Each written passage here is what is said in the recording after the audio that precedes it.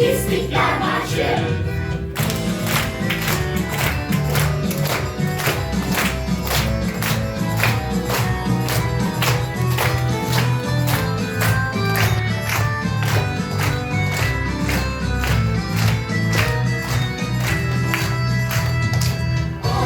Mart 21 yılı,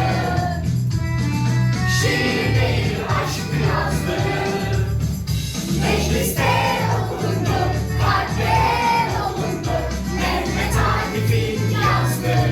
İstiklal Marşı bizlere il oldu. Coşkular